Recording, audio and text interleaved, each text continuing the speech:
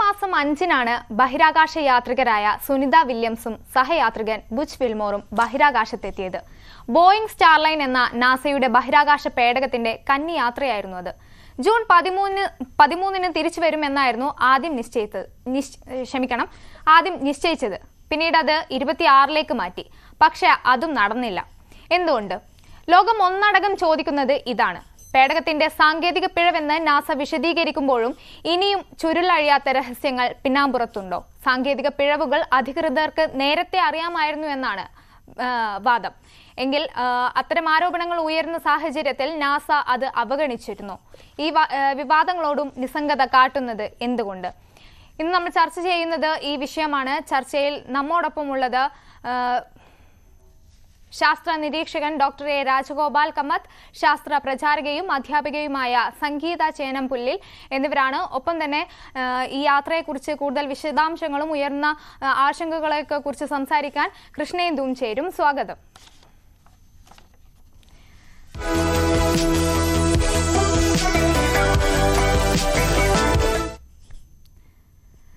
കൃഷ്ണേന്ദു, വാണിജ്യ ബഹിരാകാശ പറക്കലിന് അഭിമാനകരമാവേണ്ട ഒരു യാത്രയാണ് ഇങ്ങനെ അനിശ്ചിതത്വത്തിലായിരിക്കുന്നത്. എന്തൊക്കെയാണ് ഈ യാത്രയുടെ കൂടുതൽ വിശദാംശങ്ങൾ? ഉയർന്ന ആശങ്കകൾ എന്തൊക്കെയാണ്? ബഹിരാകാശ രഹസ്യങ്ങൾ എന്നും മനുഷ്യന് ജിജ്ഞാസ ഉളവാക്കിയിട്ടുള്ളതാണ്.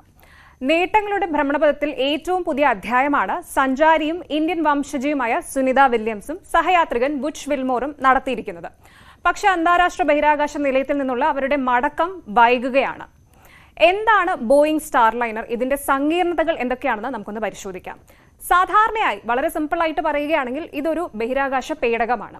ബഹിരാകാശ യാത്രികരെ റോക്കറ്റിൽ വിക്ഷേപിച്ച ശേഷം ബഹിരാകാശത്തേക്ക് കൊണ്ടുപോകുന്ന ബഹിരാകാശ പേടകമാണ് സ്റ്റാർലൈനർ എന്ന് പറയുന്നത്.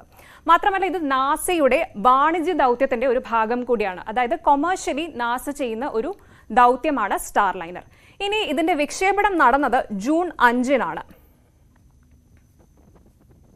ജൂൺ 5-നായിരുന്നു. അതും ഫ്ലോറിഡയിലെ കേപ്പ് കാനവറൽ സ്പേസ് സ്റ്റേഷനിൽ നിന്നാണ് ഈ പേടകം ബഹിരാകാശ സഞ്ചാരികളുമായ സുനിത വില്യംസും ബുച്ച് വിൽമോറുമായി യാത്ര തിരിച്ചത്. ജൂൺ 6-ന് അന്താരാഷ്ട്ര ബഹിരാകാശ നിലയത്തിൽ ഇവരെത്തുകയും ചെയ്തു.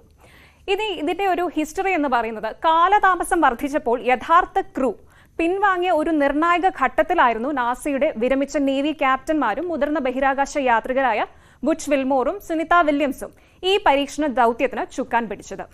ഇരുവരും ക്യാപ്സൂളിന്റെ വികസന പ്രക്രിയയിലും ഏർപ്പെട്ടിരുന്നു എന്നത് ശ്രദ്ധേയമാണ്. ഇനി സ്റ്റാർലൈനറിന്റെ ലക്ഷ്യങ്ങൾ എന്തൊക്കെയാണെന്ന് നമുക്കൊന്ന് പരിശോധിക്കാം. ഭൂമിയിൽ നിന്നും യാത്രികരെ ISS, അതായത് ഇന്റർനാഷണൽ സ്പേസ് സെന്ററിലേക്ക് കൊണ്ടുപോവുക, തിരിച്ച് അതുപോലെ സുരക്ഷിതരായി കൊണ്ടുവരിക എന്നതാണ് ഇതിന്റെ ആദ്യത്തെ ലക്ഷ്യം. കൂടാതെ ഒരാഴ്ച നീളുന്ന ബഹിരാകാശ വാസവും ഗവേഷണവും, പിന്നെ പേടകത്തിന്റെ ശേഷി പരീക്ഷിക്കൽ, ഇതൊക്കെയായിരുന്നു ഇതിന്റെ ലക്ഷ്യങ്ങൾ എന്ന് പറയുന്നത്.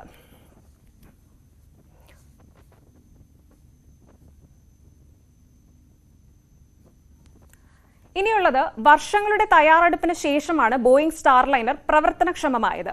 വിവിധ സാങ്കേതിക പ്രശ്നങ്ങൾ കാരണം പലവട്ടം, ശരിക്കും 2 വർഷത്തിലേറെയായി കാലതാമസം നേരിട്ട ബോയിങ്ങിന്റെ സ്റ്റാർലൈനർ ക്യാപ്സൂളിന്റെ ആദ്യ ക്രൂഡ് ഫ്ലൈറ്റ് ആണിത്.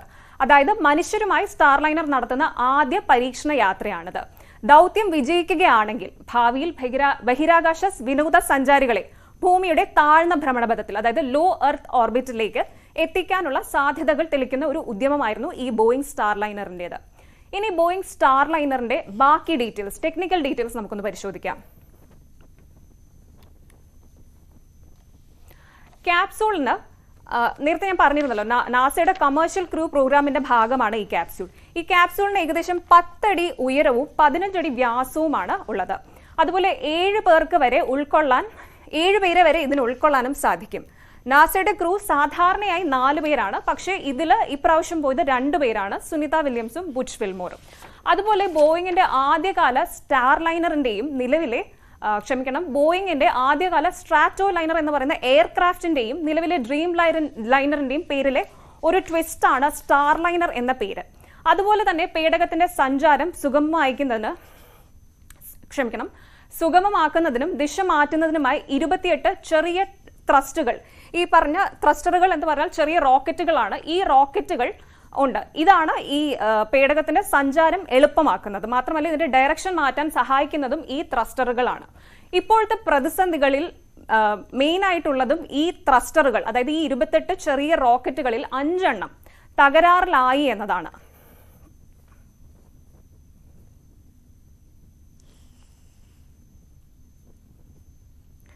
ഇപ്പോഴത്തെ പ്രതിസന്ധി ഹീലിയം വാതകം ചോർച്ച, അതുപോലെ 5 ചെറിയ റോക്കറ്റുകൾ തകരാറിലായി, ഈ ത്രസ്റ്ററുകൾ തകരാറിലായി എന്നുള്ളതാണ്. ശരിക്കും സുരക്ഷിതമായി തിരികെ എത്താൻ 14 ത്രസ്റ്ററുകൾ വേണം പേടകത്തിൽ. ഇനി പേടകത്തിലെ ത്രസ്റ്ററുകൾ അഥവാ ചെറു റോക്കറ്റുകൾ പേടകത്തിന്റെ സഞ്ചാരം സുഗമമാക്കാനും ദിശ മാറ്റാനുമാണ് സഹായിക്കുന്നതെന്ന് പറഞ്ഞിരുന്നല്ലോ. അപ്പോൾ ഈ പേടകത്തിലേക്ക് ഹീലിയം എന്ന് പറയുന്നത് ഈ പേടകത്തിന്റെ ഫ്യൂവലാണ്. അപ്പോൾ ഹീലിയം കൊണ്ടുപോകുന്നത് അതിനുള്ള സങ്കീർണതകൾ ഇപ്പോൾ വ്യക്തമാണ്. അത് നാസയും അതുപോലെ തന്നെ ബോയിങ് സംഘവും വിശദീകരിക്കുന്നുമുണ്ട്. ഇതോടൊപ്പം ഓക്സിജൻ, ഭക്ഷണം സൂക്ഷിച്ചുപയോഗിക്കണം എന്നുള്ള പ്രതിസന്ധിയും കൂടിയുണ്ട്. മാത്രമല്ല ഈ അടുത്തിടയ്ക്ക് നമ്മൾ അറിഞ്ഞിരുന്നു സ്പേസ് ബഗിന്റെ ഒരു ഭീഷണി, അതായത് എൻറ്റിറോബാക്ടർ ബഗൻഡൻസിസ് എന്ന് പറയുന്ന ഒരു സ്പേസ് ബഗിനെ കുറിച്ച് നമ്മൾ അറിഞ്ഞിരുന്നു. അങ്ങനെ ഒരു ഭീഷണിയും ഇവർ നേരിടുന്നുണ്ട്. ഇതൊക്കെയാണ് പ്രതിസന്ധികൾ. പിന്നെയുള്ളത് സുനിതയും വിൽമോറും സുരക്ഷിതരാണെന്ന് നാസ അറിയിച്ചിട്ടുണ്ട്. പേടകത്തിന്റെ സങ്കീർണതകൾ പരിഹരിക്കാനുള്ള ശ്രമങ്ങളും സജീവമായി നടത്തിവരികയാണെന്ന് നാസയും ബോയിങ് സംഘവും പറയുന്നുണ്ട്. അവർ സുരക്ഷിതരായി ഭൂമി തൊടുന്ന നിമിഷത്തിന് പ്രത്യാശയോടെ നമുക്ക് കാത്തിരിക്കാം. ഷംന. തീർച്ചയായും ശ്രീ രാജഗോപാൽ കമ്മത്തുണ്ട് നമ്മോടൊപ്പം. ശ്രീ രാജഗോപാൽ, ഈ 2010 മുതൽ പല കാരണങ്ങൾ കൊണ്ട് ഈ ഒരു ബഹിരാകാശ യാത്ര നീണ്ടു പോയിരുന്നു. ഇപ്രാവശ്യവും ഇത് വാതക ചോർച്ചയെ തുടർന്ന് ഒരു തവണ മാറ്റി വെച്ചിരുന്നു. പിന്നീട് പെട്ടെന്ന് തന്നെ തിടുക്കപ്പെട്ട് നാസ ഈ ബഹിരാകാശ യാത്ര പുറപ്പെടാൻ ഒരുങ്ങുമ്പോൾ എന്തിനായിരുന്നു ഇത്ര തിടുക്കം കാണിച്ചെന്ന്? കാര്യമായ ഈ വാതക ചോർച്ച ഉണ്ടെന്ന് നാസക്ക് നേരത്തെ അറിയാമായിരുന്നിട്ടും കാര്യമായി എടുത്തില്ല, അത് അവഗണിച്ചു എന്നാണ് ഉയർന്ന ആരോപണങ്ങൾ. എന്ത് തോന്നുന്നു? നാസ തിടുക്കപ്പെട്ട് നടത്തിയതായിരുന്നോ ഈ യാത്ര? ഈ നമ്മുടെ സ്പേസ് ഷട്ടിൽ യാത്രകൾ നിർത്തലാക്കിയതിന്റെ കാരണങ്ങൾ അറിയാമല്ലോ. അത് കുറെ കാലം കഴിഞ്ഞപ്പോൾ അതിൽ കുറെ ലക്ഷ്യമൊക്കെ ആയിട്ട് ഹാൻഡിൽ ചെയ്യുന്ന ഒരു അവസരം ഉണ്ടായി. അതായത് യാത്രികൾ കഴിച്ചിട്ട് പോയ ഭക്ഷണത്തിന്റെ അവശിഷ്ടങ്ങൾ സ്പേസ് ഷട്ടിൽ അവശേഷിക്കുക, അങ്ങനെ തുടങ്ങിയ ധാരാളം പരാതികൾ ആ സമയത്തുണ്ടായിരുന്നു. പിന്നീട് അത് മാത്രമല്ല, അതിന്റെ എക്സ്പെൻസ് വളരെ കൂടുതലായിരുന്നു. സ്പേസ് ഷട്ടിൽ മിഷൻ എന്ന് പറയുന്നത് വളരെ എക്സ്പെൻസീവ് ആയിട്ടുള്ള മിഷനാണ്. അതുകൊണ്ടാണ് അവർ സ്ക്രാപ്പ് ചെയ്ത് പുതിയ മിഷൻസ് അല്ലെങ്കിൽ പ്രൈവറ്റ് കമ്പനികളെ ഏൽപ്പിക്കാനുള്ള ഒരു താല്പര്യം ഉണ്ടായത്. ഇപ്പൊ ആസ് ഇറ്റ് ഈസ് നാസയ്ക്ക് ഇപ്പോൾ ഒരു സ്പേസ് ഷട്ടിൽ ഇല്ല, അല്ലെങ്കിൽ ഒരു സ്പേസ് പ്രോഗ്രാം ഇല്ല. ഈ ഇതുപോലെ മനുഷ്യരെ കൊണ്ടുപോകണമെന്നുണ്ടെങ്കിൽ മറ്റ് കമ്പനികളെ ആശ്രയിച്ചെങ്കിലേ പറ്റൂ, അല്ലെങ്കിൽ റഷ്യയെ ആശ്രയിച്ചെങ്കിലേ പറ്റത്തുള്ളൂ. അതിനുവേണ്ടി അവർ പുതിയ കാര്യങ്ങൾ ഡെവലപ്പ് ചെയ്യുന്നുണ്ട്. അതിന്റെ കൂടെ തന്നെയാണ് ഈ പ്രൈവറ്റ് കമ്പനികൾക്ക് ഇതിലേക്ക് ഇറങ്ങാനുള്ള ഒരു അവസരവും അതുമാത്രമല്ല അത് ഉപയോഗിക്കാനായിട്ടുള്ള ഒരു കാര്യങ്ങളൊക്കെ അവർ ചെയ്തിരിക്കുന്നത്. ഇപ്പോൾ സ്പേസ് എക്സിൻ്റെത് വളരെ ഭംഗിയായിട്ട് ഈ മിഷൻസ് കൈകാര്യം ചെയ്തിട്ടുണ്ട്. ബോയിങ് എന്ന് പറയുമ്പോൾ പൊതുവെ ഒരു നല്ല ഫേമാണ്. അതിന് ഏവിയേഷനിൽ നല്ല പരിചയങ്ങളുണ്ട്, നല്ല എഞ്ചിൻസ് ആണ് ബോയിങ്ങിൻ്റെത്. പക്ഷേ സ്പേസ് ക്രാഫ്റ്റിന്റെ കാര്യത്തിൽ അവർ ആദ്യമായിട്ടാണ് ഇതിന് മുന്നിട്ടിറങ്ങുന്നത്.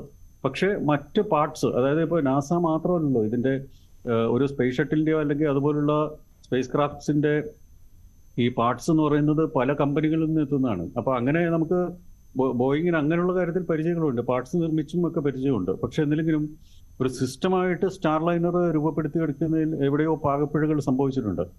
അത് മാത്രമല്ല, ധാരാളം പരാധീനതകൾ തുടക്കത്തിൽ തന്നെ നമ്മൾ കണ്ടിരുന്നു. സ്റ്റാർലൈനറിന്റെ മിഷൻസ് പലതവണ മാറ്റിവെക്കുകയൊക്കെ ചെയ്തിരുന്നു. അതുകൊണ്ട് തന്നെയാണ് ഏറ്റവും പരിചയസമ്പന്നയായ സുനിത വില്യംസിനെ തന്നെ ഇതിന്റെ കമാൻഡറായിട്ട് ഏൽപ്പിക്കുകയും അവർ വളരെ സക്സസ്ഫുൾ ആയിട്ട് സ്പേസ് സ്റ്റേഷനിൽ എത്തുകയും ചെയ്തത്. ഇത്തരം കാര്യങ്ങൾ, ഇത്തരം പരാധീനകൾ തീർച്ചയായിട്ടും എപ്പോഴും ഈ ഇത്തരം സ്പേസ് ഫ്ലൈറ്റുകളുടെ കൂടെ ഉണ്ടാവും. കാരണം ഏതെങ്കിലും ഒരു ഘടകം പ്രവർത്തിക്കാതിരിക്കുകയോ അല്ലെങ്കിൽ കുറഞ്ഞ അളവിൽ പ്രവർത്തിക്കുകയോ ചെയ്തു കഴിഞ്ഞാലുള്ള റിസ്ക് എപ്പോഴും ഈ ഒരു സ്പേസ് ഫ്ലൈറ്റിനുണ്ട്. നമുക്ക് ആർക്കെങ്കിലും പോയി അവിടെ റിപ്പയർ ചെയ്യുകയോ അതിനൊന്നും സാധ്യതയില്ല. അത്തരത്തിലുള്ള സാഹചര്യം നമുക്കില്ല. അതുകൊണ്ട് തന്നെയാണ് പല ഉപഗ്രഹങ്ങളും മറ്റ് സ്പേസ് ക്രാഫ്റ്റുകളൊക്കെ നമുക്ക് പുനരുപയോഗിക്കാൻ കഴിയാതെ പോകുന്നത്. അപ്പോൾ ഹീലിയം ചോർച്ച എന്ന് പറയുന്നത് വലിയൊരു കാര്യം തന്നെയാണ്. കാരണം നമുക്കറിയാം ചലഞ്ചർ ഡിസാസ്റ്റർ നമുക്കറിയാം. കൽപ്പന ചൗളയുടെ ഇതിന് കാരണമായ ചെറിയൊരു ഷീൽഡ്, അതിന്റെ കഷ്ണം ഇളകിപ്പോയതാണ്. ഇവിടെ നിന്ന് ഗുരുത്വാകർഷണം ഭേദിച്ച് സ്പേസിലേക്ക് പോകുന്ന വഴിക്ക് അതിൻ്റെ ഒരു ഷീൽഡിന്റെ ചെറിയൊരു ഭാഗം പൊട്ടിയടർന്ന് അത് അതിൻ്റെ ആവരണത്തിന് പ്രശ്നമുണ്ടാക്കി തിരികെ ഇറങ്ങുമ്പോൾ ആ ചെറിയൊരു പ്രദേശത്തുകൂടിയാണ് അത്രയും താപമേറി അത് ശിഥിലമായി പോകാൻ കാരണമാണ്. തീർച്ചയായും പ്രത്യേകിച്ച് ഇന്ത്യക്കാരെ സംബന്ധിച്ചിടത്തോളം കൽപ്പന ചൗളയ്ക്ക് ശേഷം ഒരു ഇന്ത്യൻ വംശജ ബഹിരാകാശത്തെത്തുന്നത് വളരെ അഭിമാനിക്കേണ്ട ഒരു കാര്യം തന്നെയാണ്. അപ്പോൾ ഈ യാത്ര അനിശ്ചിതത്വത്തിലാവുന്നത് ഇന്ത്യക്കാരെ സംബന്ധിച്ച് വളരെ ആശങ്കയുണ്ടാക്കുന്ന ഒരു കാര്യം കൂടിയാണ്. ആസ് ഇറ്റ് ഈസ് ഇപ്പോഴവർ സുരക്ഷിതരാണ്. ഇന്റർനാഷണൽ സ്പേസ് സ്റ്റേഷനിൽ ആളുകളെ അവിടെ വസിക്കാനുള്ള സൗകര്യങ്ങളുണ്ട്. പിന്നെ വേണമെന്നുണ്ടെങ്കിൽ മറ്റു മിഷൻസിന് അവിടെ സപ്ലൈസ് എത്തിക്കാൻ പറ്റും. ഇപ്പോൾ അവർ വളരെ സുരക്ഷിതരാണ്. പക്ഷേ തിരികെ ഇറങ്ങുക എന്ന് പറയുന്നത് ഒരു പ്രശ്നമാണ്. ഇപ്പോൾ ബോയിങ്ങിന്റെ ഒരു ആവശ്യം എന്ന് പറയുന്നത് ഇതിന്റെ വിജയം തെളിയിക്കുക എന്ന് പറഞ്ഞൊരു കാര്യമുണ്ട്. കാരണം ഇപ്പോൾ ഒരു നാണക്കേടിന്റെ ഒരു ലെവലിലെത്തി. കാരണം ലോകമെമ്പാടും അറിഞ്ഞു കഴിഞ്ഞു. ഇതിനൊക്കെ ഒരു മത്സരത്തിന്റെ കാര്യം കൂടെ ഉണ്ട്. കാരണം സ്പേസ് എക്സുമായിട്ടുള്ള ഒരു മത്സരമാണല്ലോ. കാരണം ഇതിന്റെ റവന്യൂവിന്റെ ഒരു ഷെയർ ബോയിങ്ങിന് പോകുന്നു എന്ന് പറയുമ്പോൾ ബോയിങ് ഇപ്പോൾ സ്പേസ് എക്സിനേക്കാൾ എസ്റ്റാബ്ലിഷ്ഡ് ആയിട്ടുള്ള ഒരു കമ്പനിയാണ്. പ്രത്യേകിച്ച് മറ്റു കാര്യങ്ങൾ ദശകങ്ങളായിട്ട് അവർ എസ്റ്റാബ്ലിഷ്ഡ് ആയിട്ടുള്ളൊരു കമ്പനിയാണ്. അപ്പോൾ സ്പേസ് എക്സിനൊരു എതിരാളി കൂടി വരികയാണ്. അപ്പോൾ അങ്ങനെ ഒരു പ്രശ്നം കൂടി അതിനകത്തുണ്ട്. അപ്പോൾ അത് വിജയിക്കുക എന്നുള്ളത് ബോയിങ്ങിന്റെ വലിയൊരു അത്യാവശ്യം തന്നെയാണ്. പിന്നെ നാസയ്ക്ക് ഒരു സപ്പോർട്ടുണ്ട്. കാരണം ഒരു എതിരാളി കൂടെ വന്നു കഴിഞ്ഞാൽ ഇപ്പൊ ഇതിന്റെ കോസ്റ്റ് കുറച്ചുകൂടി കുറയ്ക്കാൻ പറ്റും എന്നുള്ള ഒരു കാര്യം കൂടി അതിനകത്ത്. കാരണം മറ്റു കാര്യങ്ങൾ അപ്പൊ മറ്റ് കോംപ്രമൈസുകൾ അവർ നടത്തേണ്ടി വരും. ഇതിനകത്ത് ഇത്തരത്തിലുള്ള സുരക്ഷിതത്വത്തിന്റെ കോംപ്രമൈസുകളൊക്കെ ചിലപ്പോൾ നടത്തേണ്ടി വന്നേക്കാം. അപ്പൊ അങ്ങനെ ഒരു ഘടകം കൂടി ഇതിനകത്തുണ്ട്. ഏതായാലും ഇത് വിജയിക്കുക എന്നുള്ളത് ബോയിങ്ങിന്റെ വളരെ വലിയൊരു കാര്യം തന്നെയാണ്. പിന്നെ അത് മാത്രമല്ല സുരക്ഷിതത്വം കണക്കിലെടുത്തുകൊണ്ട് എൻ്റെ അഭിപ്രായത്തിൽ റിമോട്ട് കൺട്രോൾ ഓപ്പറേഷൻ സാധ്യമാകുകയാണെങ്കിൽ അത് മനുഷ്യരില്ലാതെ തിരികെ ഇറക്കി പരീക്ഷിക്കുന്നതായിരിക്കും നല്ലത്. മറ്റ് ബഹിരാകാശ യാത്ര ഇതിനൊരു റിസ്ക് എടുക്കാൻ നമുക്ക് പറ്റില്ല. വളരെ എക്സ്പീരിയൻസ്ഡ് ആയിട്ടുള്ള 2 അസ്ട്രോണോട്ട്സാണ് അവിടെ പോയിരിക്കുന്നത്. അപ്പോൾ അവരെ മറ്റു യാനങ്ങളിൽ സ്പേസ് എക്സിന്റെ അല്ലെങ്കിൽ സോയൂസ്, റഷ്യ റോസ്കോസ്മോസിന്റെ സോയൂസിലോ തിരികെ എത്തുന്നതായിരിക്കും അഭികാമ്യം. ഇപ്പോൾ നമുക്ക് അങ്ങനെ ഒരു ഹീലിയം ലീക്കുണ്ട്, ത്രസ്റ്ററിന് ലീക്കുണ്ട്. അപ്പോൾ ആദ്യം തന്നെ അത് നമ്മളവർ വളരെ സൂക്ഷ്മമായിട്ട് നിരീക്ഷിച്ചുകൊണ്ടിരിക്കുകയായിരുന്നു. ആ ഡോക്കിങ്ങിന്റെ സമയത്ത് ധാരാളം പ്രശ്നങ്ങളുണ്ടായി. ഉദ്ദേശിച്ച സമയത്ത് ഡോക്കിംഗ് സാധിച്ചില്ല. കാരണം ആ ത്രസ്റ്ററിനുണ്ടായ ഒരു കുഴപ്പമാണ്. ഒരു ത്രസ്റ്റർ വർക്ക് ചെയ്തില്ല. പിന്നെ മറ്റ് 5 ത്രസ്റ്ററുകൾക്ക് പ്രശ്നമുണ്ടായിരുന്നു. പക്ഷെ അത് ക്ലിയർ ആക്കി എന്നുള്ളതാണ് അവരിപ്പോൾ അവകാശപ്പെടുന്നത്. പക്ഷെ ഉയർന്ന ആരോപണങ്ങൾ ഈ യാത്ര പുറപ്പെടുന്നതിന് മുമ്പ് ഹീലിയം ചോർച്ചയുണ്ടായിരുന്ന കാര്യം നാസക്ക് അറിയാമായിരുന്നു. അത് അത്ര കാര്യമായി എടുത്തില്ല, അവഗണിച്ചു എന്നാണ് ഉയർന്ന ആരോപണങ്ങൾ. അങ്ങനെയാണെങ്കിൽ നാസയുടെ ഭാഗത്തുനിന്ന് വലിയ പിഴവുണ്ടായെന്നല്ലേ മനസ്സിലാക്കേണ്ടത്? സ്പേസ് ഷട്ടിലിന്റെ കാലം മുതൽ പിഴവുകളുണ്ടല്ലോ. ഇപ്പോ സ്പേസ് ഷട്ടിലിന്റെ കാര്യത്തില് സ്പേസ് ഷട്ടിൽ പോയപ്പോ ആ ഇളകിത്തെറിച്ച ഭാഗം കണ്ടവരുണ്ടാകാം. പക്ഷെ അത് മറച്ചു വെച്ചു. കാരണം അവർക്ക് അറിയത്തില്ല ഇങ്ങനെ ഒരു ചെറിയൊരു മുട്ടുസൂചി പോകുന്ന ദ്വാരമുണ്ടെങ്കിൽ പോലും ഇത്തരത്തിലുള്ള ഗുരുത്വാകർഷണത്തിലാണല്ലോ ഇത് വരുന്നത്. തിരികെ ഇറങ്ങി വരുന്നത് ഗുരുത്വാകർഷണത്തിന് അതിഭയങ്കരമായ വേഗതയിൽ, ചൂടിൽ. കാരണം കർഷണം മൂലമുള്ള ചൂടിൽ ഏകദേശം ഉരുകി പോകാതെയാണ് അതിവിടെ എത്തുന്നത്. അപ്പൊ ആ സമയത്ത് പ്രശ്നം ഉണ്ടാകുമെന്ന് അവർക്ക് അറിയത്തില്ലേ? അവർക്ക് തീർച്ചയായിട്ടും അറിയാം. അപ്പൊ അതൊരു റിസ്ക് എടുക്കുക എന്നുള്ളതാണ്. ആ സമയത്ത് റിസ്ക് എടുക്കുക. ഏതായാലും ചലഞ്ച് ഇപ്പൊ സ്പേസ് ഷട്ടിൽ മിഷൻ അവര് വേണ്ടാന്ന് വെക്കാൻ പോകുന്ന കാലഘട്ടമായിരുന്നു. അപ്പൊ അതൊരു ചാൻസ് എടുത്തതാണ്. അപ്പൊ എന്ത് മാത്രമേ എനിക്ക് പറയാൻ പറ്റുള്ളൂ. അതിനകത്ത് ഒരുപാട് ദുരൂഹതകൾ അതിനകത്ത് തീർച്ചയായിട്ടും ഉണ്ട്. ഈ വാതക ചോർച്ചയുടെ കാര്യം അറിയാവുന്ന സ്ഥിതിക്ക് അത് പരിഹരിക്കുന്നത് വരെയെങ്കിലും ഈ യാത്ര മാറ്റി വെക്കാമായിരുന്നില്ലേ എന്നാണ് ചോദ്യം. അത് ശരിയാണ്. കാരണം ധൃതിയല്ലേ. കാരണം ഇത് സക്സസ് നേടിയെടുക്കുക എന്നുള്ള ഒരു ധൃതി വെച്ചുകൊണ്ടല്ലേ ഇതിപ്പോ ചെയ്യുന്നത്. കാരണം ഇതിനിപ്പോ ഒരു ഇന്റർനാഷണൽ സ്പേസ് സ്റ്റേഷൻ തകർക്കാനായിട്ട്, അതായത് ഈ ആവശ്യം കഴിയുമ്പോൾ അത് ഒഴിവാക്കാനായിട്ട് അതിന്റെ കോൺട്രാക്ട് എടുക്കാനായിട്ടുള്ള മത്സരമാണ് ഇപ്പോൾ നടക്കുന്നത്. സ്പേസ് എക്സും മറ്റു ഏജൻസികളും അതിനിപ്പോൾ മത്സരമാണ്. ഇപ്പോൾ $7,000 കോടി എന്തോ ആണ് അതിനുള്ള മത്സരം നടക്കുന്നുണ്ട് ഇപ്പോൾ. ആസ് ഇറ്റ് ഈസ് ഇപ്പോൾ ത്രസ്റ്ററിന് 7 മണിക്കൂർ പ്രവർത്തിക്കാനുള്ള കഴിവ് മതി എന്നാണ് പറയുന്നത്. പക്ഷെ 70 മണിക്കൂർ പ്രവർത്തിക്കാനാകും എന്നാണ് ഇപ്പോൾ അവർ അവകാശപ്പെടുന്നത്. അത്തരത്തിലുള്ള അവകാശവാദങ്ങൾ വെച്ചുകൊണ്ട് നമുക്ക് ശരിയാവത്തില്ല. 100% എറർ ഫ്രീ ആയെങ്കിൽ മാത്രമേ ഒരു സ്പേസ് ക്രാഫ്റ്റ് മുകളിലേക്ക് അയക്കാൻ പാടുള്ളൂ. 100%. അതായത് പലതവണ ഉറപ്പുവരുത്തിയതിനു ശേഷം മാത്രമേ ഇതിന് ഇങ്ങനെ ഒരു ലോഞ്ചിനുള്ള ഒരു അനുമതി തന്നെ കൊടുക്കാൻ പാടുള്ളൂ. അതിനൊരു റിസ്ക് എടുക്കുന്നത് എങ്ങനെയാണ്?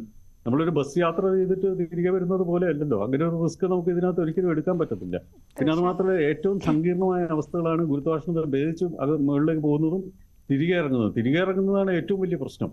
കാരണം അതിശക്തമായ ചൂടിനെ ഭേദിച്ച് വേണം തിരികെ അത് ലാൻഡ് ചെയ്യേണ്ടതായിട്ട്. അപ്പോൾ അത്തരത്തിലുള്ള സംഗതികൾ ഇതിനകത്തുണ്ട്. അപ്പൊ ത്രസ്റ്ററിന് കുഴപ്പമില്ല. അല്ലെങ്കിൽ ഏതെങ്കിലും പസഫിക്കിന്റെ മധ്യത്തിൽ പോയി വീണ് കഴിഞ്ഞാൽ എന്ത് ചെയ്യും? അല്ലെങ്കിൽ മറ്റേതെങ്കിലും ഇടത്ത് പോയാൽ അപ്പൊ അത്തരത്തിലുള്ള കാര്യങ്ങളൊന്നും നമുക്ക് അത്ര റിസ്ക് ഒന്നും എടുക്കാൻ പറ്റില്ല ഇതിനകത്ത്. അപ്പോൾ റിസ്കിനുള്ള ഒരു ചാൻസ് പോലും ഇതിന് കൊടുക്കാതെ മറ്റ് യാനങ്ങളിൽ ഇവരെ സുരക്ഷിതമായിട്ട് തിരികെ എത്തിക്കുക എന്നുള്ളതാണ് ഇപ്പൊ നാസ ചെയ്യേണ്ടത്. അല്ലാന്നുണ്ടെങ്കിൽ, കാരണം ലോകം നോക്കിക്കൊണ്ടിരിക്കുകയാണ് എന്താണ് ഇവർ ചെയ്യാൻ പോകുന്നതെന്ന്. അപ്പൊ അതിലെന്തെങ്കിലും പ്രശ്നം ഉണ്ടായി കഴിഞ്ഞാൽ ഒന്നാമത് നാസയുടെ പേര് പോകുന്ന ഒരു സംഭവമായിരിക്കും. അവർ ഇതിനൊക്കെ തിരികെ ഇതേ യാണത്തിൽ നിന്ന് തിരികെ അനുമതി കൊടുക്കുക എന്നുള്ളത്. കാരണം അത്തരത്തിലുള്ള റിസ്ക് നാസ എടുക്കുമെന്നുള്ള കാര്യം സംശയമാണ്. അതിന് പകരമായിട്ട് സ്പേസ് എക്സിന്റെ മിഷൻസ് തയ്യാറായിട്ടുണ്ടാവും. അതിനിപ്പോ സപ്ലൈസ് കൊടുക്കാനൊക്കെ തയ്യാറായിട്ടുണ്ടാവും. സോയൂസിന്റെ മിഷൻസ് ഉണ്ടാവും. ആ മിഷൻസ് ഉപയോഗിക്കുക എന്നുള്ളതാണ് ഏറ്റവും അഭികാമ്യമായിട്ടുള്ള കാര്യം. നമുക്ക് അതിനകത്ത് റിസ്ക് എടുക്കാൻ പറ്റില്ല. തീർച്ചയായും. അപ്പോൾ ഈ പറഞ്ഞ പോലെ ഒരു മത്സരത്തിന്റെ കാര്യമാണ് നാസ നോക്കുന്നത്. അല്ലാതെ സ്പേസ് എക്സ് സഹായിക്കാം എന്ന് പറഞ്ഞിട്ട് പോലും അത് വേണ്ട എന്നാണ് നാസയുടെ ഭാഗത്തു നിന്നുള്ള നിലപാട്. അത് സത്യം പറഞ്ഞാൽ ഈ നമ്മുടെ അഭിമാനമാവേണ്ട ബഹിരാകാശ യാത്രികരുടെ ജീവൻ വെച്ചുള്ള ഒരു പരീക്ഷണം എന്ന് തന്നെ പറയാം നമുക്കല്ലേ? തീർച്ചയായിട്ടും അതിലൊരു പൊളിറ്റിക്സ്, അതിനകത്ത് ധാരാളം പൊളിറ്റിക്സും മറ്റു കാര്യങ്ങളും അതിനകത്ത് വരുന്നുണ്ട്. കാരണം ബോയിങ് ഇപ്പോൾ ഈ സ്റ്റാർലൈനർ ദൗത്യം പരാജയപ്പെട്ടു എന്ന് വന്നു കഴിഞ്ഞാൽ അത് വലിയൊരു അടിയാണ് ബോയിങ്ങിന്. കാരണം അവരുടെ ഷെയർ പ്രൈസുകൾ താഴ്ന്നു പോവുക, അങ്ങനെ കമ്പനിയുടെ മുഖച്ഛായ തകർന്നു പോവുക, അങ്ങനെയൊക്കെയുള്ള കാര്യങ്ങൾ ഇതിനകത്തുണ്ട്. അപ്പോൾ അത് സക്സീഡ് ചെയ്യുക എന്നുള്ളൊരു മിഷനായിരിക്കും അവർ ഇപ്പം ഉദ്ദേശിക്കുന്നത്. പക്ഷെ അത് അത്രയും റിസ്ക് എടുക്കാൻ നാസ തയ്യാറാകുമോ എന്നറിയില്ല. അത്തരം ആ റിസ്കുകൾ എടുക്കുകയാണെന്നുണ്ടെങ്കിൽ നമുക്ക് കണ്ടു മനസ്സിലാക്കേണ്ടിയിരിക്കുകയാണ്. അതിന്റെ പരിണിതഫലം എന്താണെന്ന് കണ്ടു മനസ്സിലാക്കേണ്ടിയിരിക്കുകയാണ്. ചിലപ്പോൾ ഈ പറയുന്ന പോലെ തന്നെ 70 മണിക്കൂർ പ്രവർത്തിക്കാനുള്ള ത്രസ്റ്ററുകൾ വെച്ച് അവർക്ക് തിരികെ സുരക്ഷിതമായിട്ട് എത്താൻ സാധിക്കുമായിരിക്കാം. പക്ഷെ അത്തരത്തിലുള്ള റിസ്ക് ഈ സമയത്ത് എടുക്കണമെന്നുള്ളതാണ്. കാരണം ഓൾറെഡി അത് ഡിക്ലെയർഡ് ആണ്. അത് ശരിക്കും വർക്ക് ചെയ്യുന്നില്ല എന്നുള്ളത് ഡിക്ലെയർഡ് തന്നെയാണ്. 6 ത്രസ്റ്ററുകൾക്കോ 7 ത്രസ്റ്ററുകൾക്കോ പ്രശ്നം ഉണ്ടായിരുന്നു. ഇപ്പോൾ പറയുന്നത് ഒരെണ്ണം മാത്രമാണ് പ്രശ്നം എന്നാണ് പറയുന്നത്. നമുക്കറിയില്ല. കാരണം ഇവർ പറയുന്നത് മാത്രമല്ലേ നമുക്കറിയാവൂ. മറ്റെന്തെങ്കിലും ഇഷ്യൂസ് അതിനുണ്ടോ എന്ന് നമുക്കറിയില്ല. അപ്പൊ അതിന് തീരുമാനമെടുക്കേണ്ടത് അതിന്റെ അധികാരികൾ തന്നെയാണ്. ഇപ്പോൾ അതിൽ വരുന്ന അസ്ട്രോനോട്ട്സിന് ഒരു തീരുമാനങ്ങൾ എടുക്കാൻ പറ്റില്ല. അവരോട് പറയാണ് നിങ്ങൾ സ്റ്റാർലൈനിൽ നിന്ന് തന്നെ തിരിച്ചു വന്നോളൂ. ഇങ്ങനെയാണ്. അവർ സാഹസികരാണ്. സുനിത വില്യം അതിസാഹസികയായ ഒരു വ്യക്തിയാണ്. അപ്പൊ അവർക്കൊക്കെ തീർച്ചയായിട്ടും അവർ പറയുന്നത് കേട്ട് തിരിച്ചു വരും. കാരണം സാഹസികത തെളിയിക്കാനുള്ള ഒരു അവസരം കൂടിയാണല്ലോ അവർക്ക്. പിന്നെ അത് മാത്രമല്ല, തിരികെ സുരക്ഷിതമാക്കി കഴിഞ്ഞാൽ വളരെ വലിയൊരു കാര്യം തന്നെയാണ് ഇതിനകത്ത്. അപ്പൊ അത്തരത്തിലുള്ള കാര്യങ്ങൾ നാസ കണക്കിലെടുക്കണം. ഈ സമയത്ത് കണക്കിലെടുത്തിട്ട് സുരക്ഷിതമായി അവരെ തിരികെ എത്തിക്കാനുള്ള കാര്യങ്ങളാണ് ചെയ്യേണ്ടത്. വീണ്ടും അയക്കാമല്ലോ, ഒരു ദൗത്യം കൂടി അയക്കാമല്ലോ. കാരണം നേരത്തെ ദൗത്യങ്ങൾ അയച്ചിട്ട് പരാജയപ്പെട്ടതാണ്.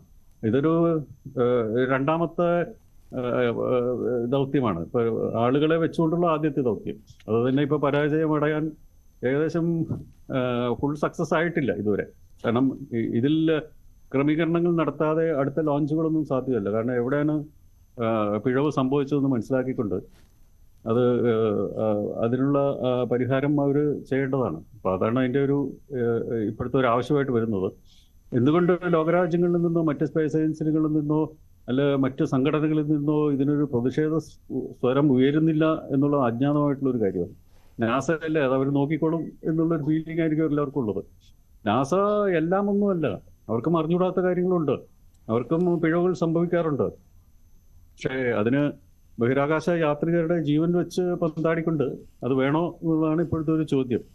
അപ്പൊ എൻ്റെ ഒരു അഭിപ്രായം, അവർ മറ്റ് സ്പേസ് ഏജൻസികളെ ആശ്രയിച്ചുകൊണ്ട് അവരെ സുരക്ഷിതരായിട്ട് തിരിച്ചെത്തിക്കുക എന്നുള്ളതാണ് ഇപ്പോൾ ചെയ്യേണ്ടതായിട്ടുള്ളത്. തീർച്ചയായും. ഒപ്പം തന്നെ ഈ സ്പേസ് എക്സ് രക്ഷിക്കാൻ ഈ ദൗത്യത്തിന് ഇറങ്ങി പുറപ്പെടാം എന്ന് പറയുമ്പോൾ ഈ രക്ഷാപ്രവർത്തനം എന്നതിനപ്പുറം സ്പേസ് എക്സിന് ഒരുപാട് നേട്ടങ്ങൾ ഉണ്ടാക്കാൻ ഇടയുള്ള ഒരു യാത്ര കൂടിയാണ്. എന്തെല്ലാം നേട്ടങ്ങളായിരിക്കും ഈ സ്പേസ് എക്സിന് ഇതുവഴി ലഭിക്കുക? ഒന്നാമത് ആ ലോഞ്ചിനുള്ള ആ ഒരു മിഷനിലുള്ള ഒരു കോസ്റ്റ്, അല്ലെന്നുണ്ടെങ്കിൽ അതിന്റെ ഒരു സക്സസിന്റെ ഒരു ക്രെഡിറ്റ് അവർക്ക് കിട്ടുക. പിന്നെ അവരുടെ ഷെയർ പ്രൈസസ് പല മടങ്ങ് വർദ്ധിക്കും. അതുപോലെ കുറെ കൂടി സമ്പന്നനാകും അതിന്റെ ഉടമ, അതിന്റെ ഓഹരി ഉടമകൾ. അതാണ് ഇതിനകത്ത് സംഭവിക്കാൻ പോകുന്നത്. കാരണം അവർക്ക് പിഴവുകൾ, നല്ലൊരു കമ്പനിയാണ് സ്പേസ് എക്സ്, നല്ലൊരു ഫേമാണ്. വളരെ കാര്യമായിട്ട് തന്നെ അവർ പല കാര്യങ്ങളും ചെയ്തിട്ടുണ്ട്. വളരെ വിജയകരമായിട്ട് തന്നെ മിഷൻസ് അവർ ഇന്റർനാഷണൽ സ്പേസ് സ്റ്റേഷനിലേക്ക് നടത്തിയിട്ടുണ്ട്. അപ്പൊ ഇതിനകത്ത് അവരുടെ കൈയുണ്ടോയെന്ന് നമുക്ക് അറിയത്തില്ല. പക്ഷെ പൊളിറ്റിക്സ് ഇതിനകത്തുണ്ട്. 2 ഗ്രൂപ്പുകളായിട്ട് തിരിഞ്ഞുകൊണ്ട്. കാരണം ഒരു ഗ്രൂപ്പ് ബോയിങ്ങിനെ സഹായിക്കുക, ഒരു ഗ്രൂപ്പ് സ്പേസ് എക്സിനെ സഹായിക്കുക, അങ്ങനെയൊക്കെ ഉണ്ടാകുമായിരിക്കാം. കാരണം പൊതുവെ ഇത് ബിസിനസ് സർക്കിളുകളിൽ ഇത്തരം കാര്യങ്ങൾ ഉള്ളതാണ്. പക്ഷേ എന്നിരിക്കലും ഈ ഒരു ഇഷ്യൂ എന്ന് പറയുന്നത് ഇതാദ്യം തീർക്കുക എന്നുള്ളതാണ്. മറ്റതൊക്കെ അവരുടെ ഇന്റേണൽ ആയിട്ടുള്ള കാര്യമാണ്. ഇപ്പോൾ നമുക്ക് പ്രത്യേകിച്ച് ശ്രദ്ധിക്കാൻ പറയുന്ന പ്രത്യേകിച്ചൊരു ഇന്ത്യക്കാരിയായിട്ടുള്ള ഒരു സാഹസികയായ യുവതി.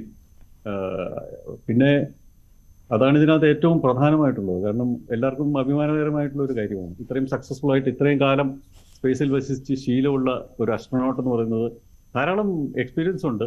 നമുക്ക് അതൊക്കെ ഉപയോഗിക്കാനായിട്ട് സാധിക്കും. ഭാവിയിലുള്ള മിഷൻസിനൊക്കെ അവരുടെ പരിചയ സമ്പത്ത് ഉപയോഗിക്കാനായിട്ട് സാധിക്കും. അപ്പം അത് ഒരു കാരണവശാലും അതിന് ഒരു ഭംഗവും വന്നുകൂടാ എന്നുള്ളതാണ് എൻ്റെ അഭിപ്രായം. തീർച്ചയായിട്ടും. അപ്പം ഞാൻ കൃഷ്ണേന്ദുവിലേക്ക് ഒന്ന് പോവാണ്. റിസർച്ച് P1 എന്ന റഷ്യൻ ഉപഗ്രഹം ഇതുപോലെ ലോവർ എർത്തിൽ വെച്ച് പൊട്ടിത്തെറിച്ചിട്ട് അധിക ദിവസങ്ങളൊന്നും ആയിട്ടില്ല. അപ്പോൾ അതിന്റെ അവശിഷ്ടങ്ങളൊക്കെ അവിടെ തന്നെ ഉണ്ടാവും. അത് ഇതിനെങ്ങനെയാണ് ബാധിക്കുക? നമ്മുടെ ഈ യാത്രയെ ഇവരെ എങ്ങനെയാണ് ബാധിക്കുക? കൃഷ്ണേന്ദു. ഷംന, ഇതിൽ നമുക്ക് പറയാൻ സാധിക്കുന്നത് ഈ പറഞ്ഞ പേടകത്തിന്റെ ഡീബ്രിസ് എന്ന് പറയുന്നത്, അതായത് വേസ്റ്റ് ആയിട്ടുള്ള സാധനങ്ങൾ ലോ എർത്ത് ഓർബിറ്റിൽ വന്ന് പതിക്കുന്നുണ്ട്. അതായത് 100 കണക്കിന് ഇത് പൊട്ടിത്തെറിച്ച ശേഷം റഷ്യയുടെ ഈ പേടകം സാറ്റലൈറ്റ് പൊട്ടിത്തെറിച്ച ശേഷം 100 കണക്കിന് ഡീബ്രിസുകളായിട്ട് ലോ എർത്ത് ഓർബിറ്റിലേക്ക് വന്ന് പതിക്കുന്നുണ്ട് എന്നുള്ളൊരു സങ്കീർണതയാണ് ഇതിലുള്ളത്. ശരിക്കും നമ്മുടെ സുനിത വില്യംസും വിൽമോറും ശരിക്കും ഇന്റർനാഷണൽ സ്പേസ് ISS സേഫ് ആയിട്ട് തന്നെ ഉണ്ട് എന്നാണ് ബോയിങ് സംഘം നമ്മളെ അറിയിച്ചിരിക്കുന്നത്. ഇതിൽ പ്രത്യേകിച്ച് സങ്കീർണതകളൊന്നും ഇല്ല. തീർച്ചയായും. ഒപ്പം തന്നെ ഓഷ്യൻ ഗേറ്റിന്റെ ടൈറ്റൻ എന്ന ഉപഗ്രഹം കടലിൽ വെച്ച് ഇത്തരത്തിൽ അപകടം ഉണ്ടായി 5 പേരാണ് അന്ന് മരിച്ചത്. ഈ സംഭവങ്ങളൊക്കെ നമ്മൾ ഇതിന്റെ കൂടെ ചേർത്ത് വായിക്കേണ്ടതില്ലേ?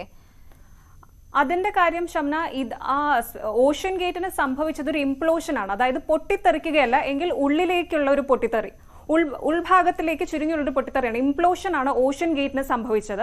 മറിച്ച് ഇതിന് അങ്ങനെ ഒരു സാധ്യത ഇതുവരെ ഇല്ല എന്നാണ് നമുക്ക് മനസ്സിലാക്കാൻ സാധിക്കുന്നത്.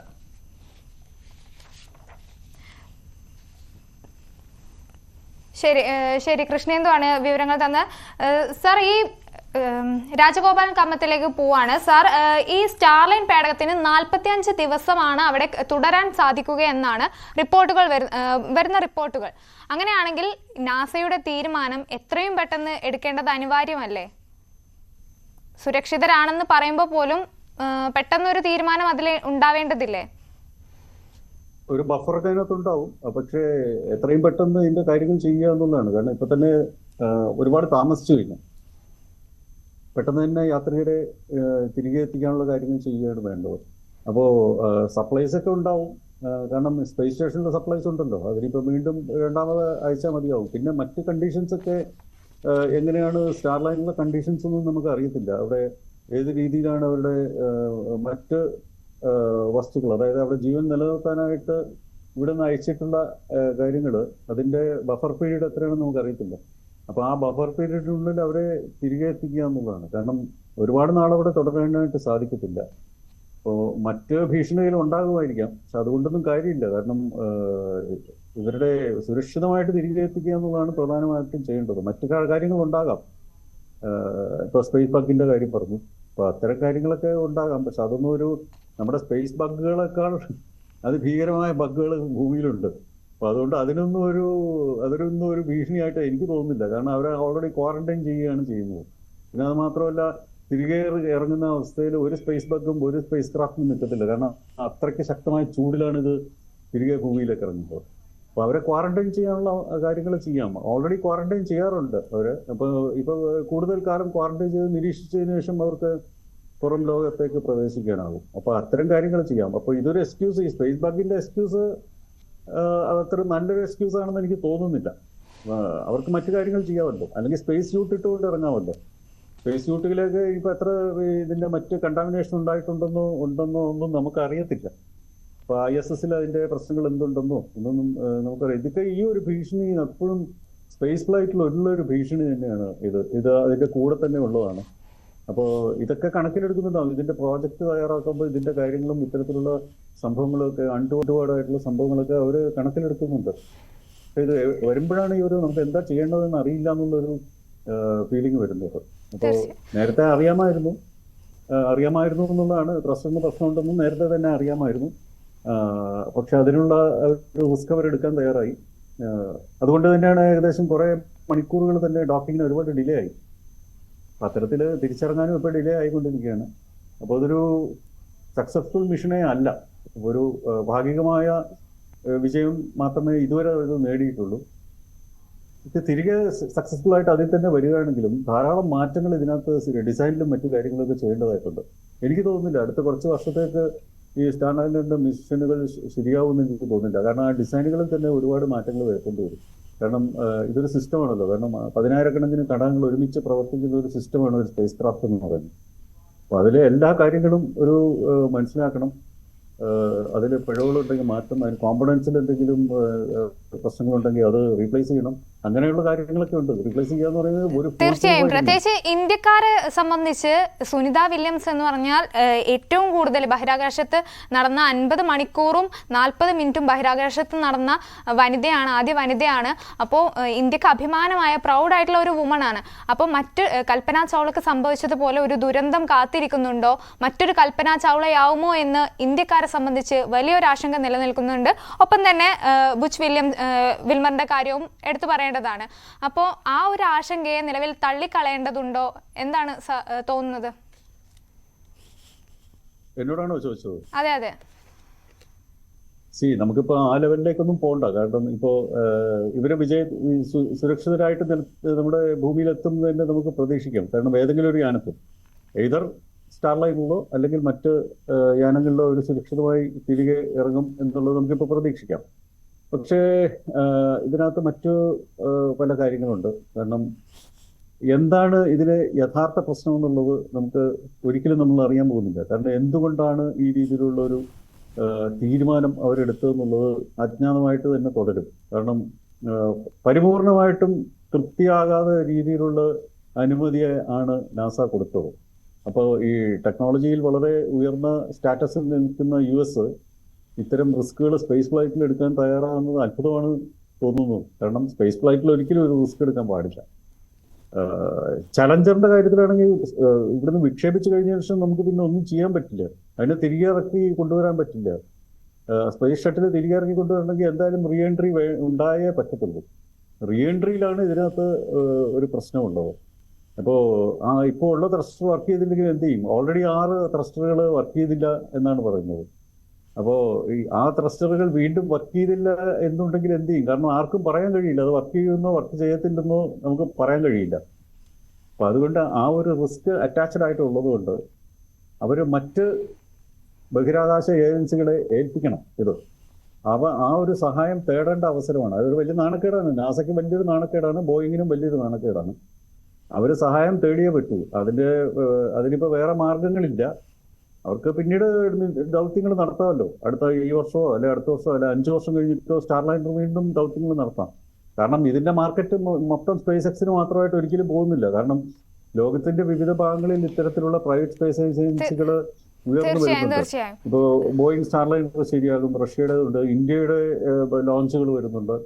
അപ്പോൾ ഇന്ത്യയുടെ ലോഞ്ചുകൾ വളരെ അടുത്ത ഒരു 10-15 വർഷത്തിനുള്ളിൽ നമുക്ക് ഇതുപോലെ സപ്ലൈസ് അയക്കാവുന്ന യാനങ്ങൾ തയ്യാറാകും. എത്രയും വർഷം കാത്തിരിക്കേണ്ട എന്നതാണ് എനിക്ക് തോന്നുന്നത്.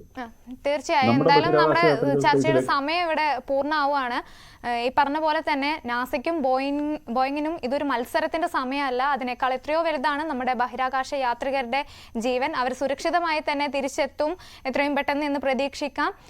ചർച്ച ഇവിടെ പൂർണ്ണമാവുന്നു. നമസ്കാരം, നന്ദി.